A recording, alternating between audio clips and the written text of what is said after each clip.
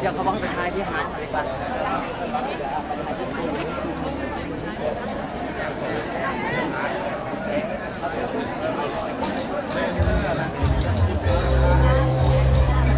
ถ่ายดิ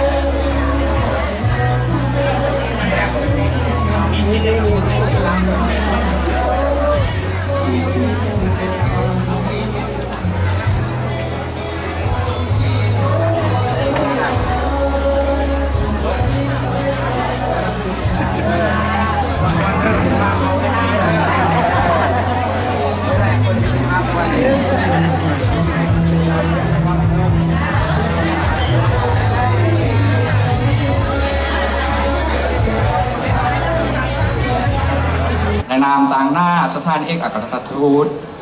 และสถานกงสุลใหญ่แห่งสาธารณรัฐประชาธิปไตยประชาชนลาวอย่างราชจักรไทยข้าพเจ้าก็แสดงความยินดีต้อนรับและตีลากาสูงที่ประธานได้สละเวลาอันมีค่าให้เกียรติร่วมพิธีเฉลิมฉลองบุญบรรษาที่2 ธันวาคมรอบ 44 ปีในครั้งนี้ข้าพเจ้าหวังว่าความฮักแพงสายผูกพันมิตรภาพและการไปมาหาสู่ที่ดีระหว่างสถานทูตสถานกงสุลใหญ่กับบรรดาทางทั้งหลายจะสืบต่อเสริมขยายให้กว้างขวางขึ้นไปเรื่อย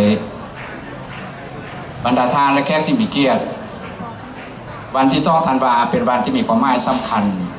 ในประวัติศาสตร์ของชาติลาว และเป็นวันที่ปวงชนชาวลาวบรรดาเผ่าเหนือทั่วประเทศโดยภายใต้การนำพาอ่านสราชซองไส้และปริศาสามารถของพรรคประชาชนปฏิวัติลาวจะได้นำการต่อสู้ในไล่ทศวรรษเพื่อต้านการคุกคามของบรรดาอิทธิกำลังต่างประเทศที่เข้ามาคุกคามประเทศลาวทั้ง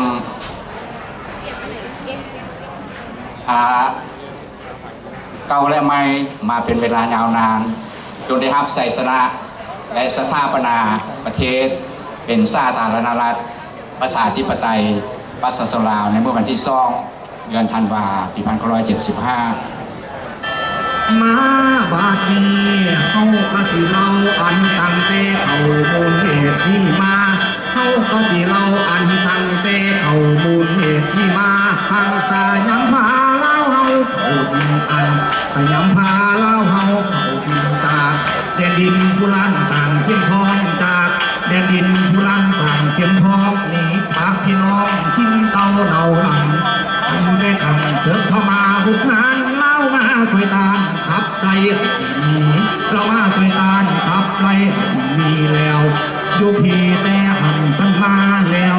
โยพีแต่หันสันมาจังอาราธนาพาแก้วพระบางอาราธนาพาแก้วพระบางมีมุ่นมาสร้างคนห่วงหลวงใจให้เล่าไทยสัมพันธ์เกียนร่วมเป็นแผ่นเป็นแผ่นดินเดียวบาดจังยุดเดียวเอายุดเด่นสยามอันต่อขึ้นทางว่ามาเตะใส่เพิ่นเอาไว้เอาพระบางสิบทองพร้อมพวงพี่น้องเวียงจังมันแกนให้เล่าทั่วแผ่นเพิ่นเล่าต่อไปต่อไปเจ้าเต้ยต่อไป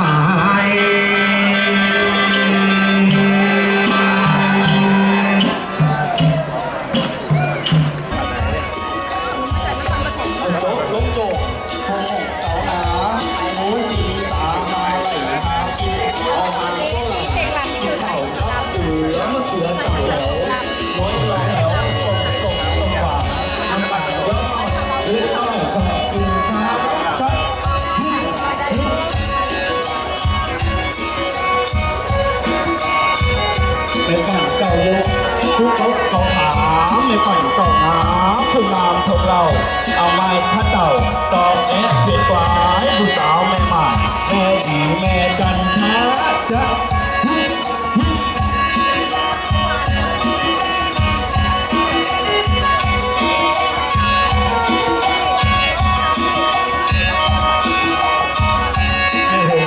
สีไม่จูบหัวเมืองไม่หงแต้เหลืองไม่จูบหัวหนา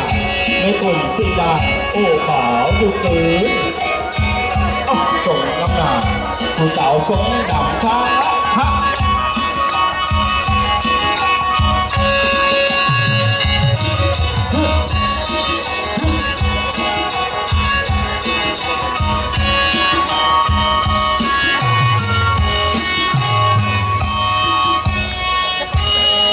ครับจบแล้วครับหัวใจในอ้อยยิ้มไม่ตรีเมตตาน้องคือเราเมตตา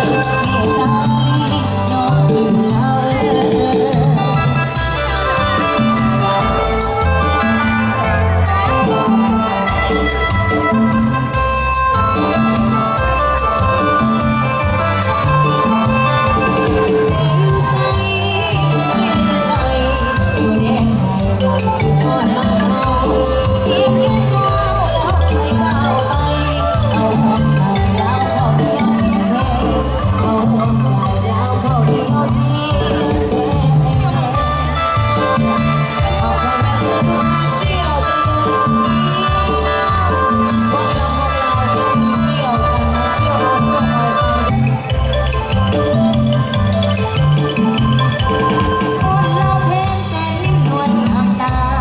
วันจำพาเจ้าสุภา